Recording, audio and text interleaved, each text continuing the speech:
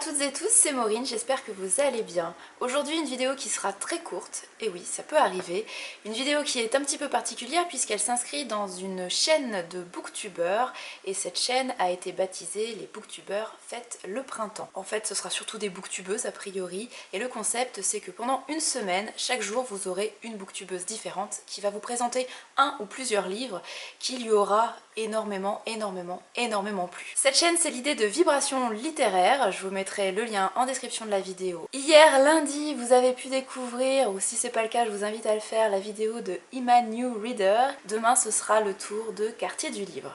Moi aujourd'hui je vais vous parler d'un livre que j'ai lu les 15 premiers jours du mois d'avril. C'était une lecture commune que j'ai faite en compagnie de Coquelicotte, là aussi je vous mettrai le lien en description de la vidéo. On avait décidé de lire un chapitre par jour. J'attendais chaque jour le moment de lire ce chapitre avec très grande impatience. C'était vraiment un moment très précieux pendant ce confinement. Ça m'a permis vraiment d'avoir 15 premiers jours d'avril tout doux, rassurant. Il s'agit de La Renaissance de Pemberley de Lise Antunes Simoes. C'est un livre auto-édité. À la base c'est une fanfiction, l'autrice l'a retravaillée avant de publier sous format papier. Vous pouvez également trouver ce livre en e-book, là aussi je vous mettrai le lien du site de l'autrice en description de la vidéo, comme ça vous aurez toutes les informations pour vous procurer ce livre. Peut-être que vous avez compris de quoi il s'agit.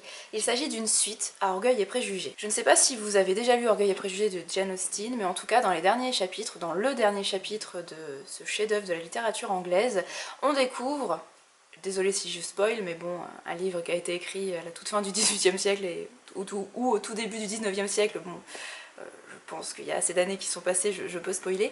À la toute fin du livre, dans le dernier chapitre, on découvre le mariage des deux sœurs aînées de la famille Bennet et on découvre également quelques petites indications sur l'avenir des deux sœurs dans leur nouvelle vie. Moi, en tant que fan de Orgueil et Préjugés, j'ai toujours eu envie de découvrir ce qui avait pu arriver à Lizzie et à sa sœur Jane, mais surtout à Lizzie Bennet, devenue Lizzie Darcy.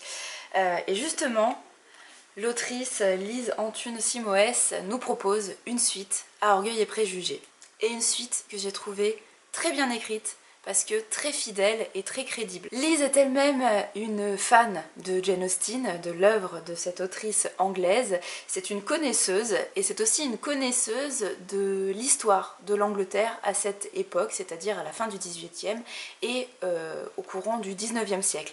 Et ça se ressent énormément dans son écrit, puisqu'elle met pas mal de détails, des détails qui peuvent paraître complètement anecdotiques, mais qui permettent justement, en tant que lecteur, d'être complètement transporté dans un univers, dans un cadre qu'on n'a pas du tout de mal à s'imaginer.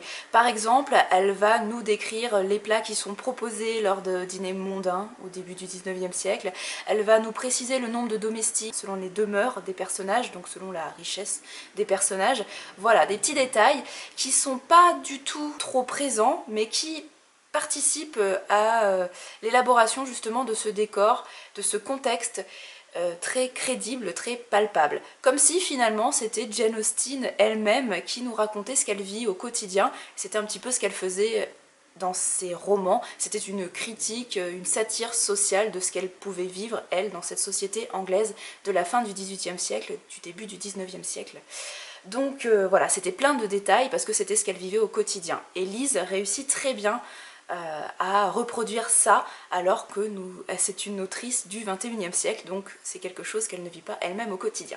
Bref, j'ai beaucoup aimé ces détails. J'ai aussi beaucoup aimé la qualité des portraits des personnages. J'ai eu l'impression que Lise connaissait très bien les personnages d'origine, Lizzie, Monsieur Darcy, etc.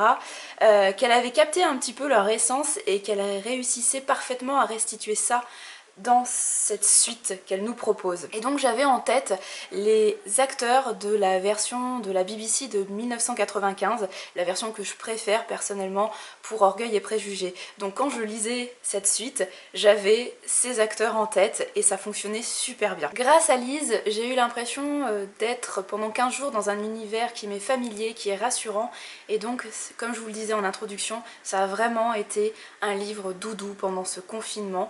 Et je pense À ce jour, c'est la meilleure Austen-Leigh que j'ai pu lire. Austen-Leigh, c'est le petit mot, le néologisme qui a été inventé pour qualifier toutes les œuvres qui ont été écrites en rapport avec les œuvres de Jane Austen, donc des Austen-Leigh, des Austineries.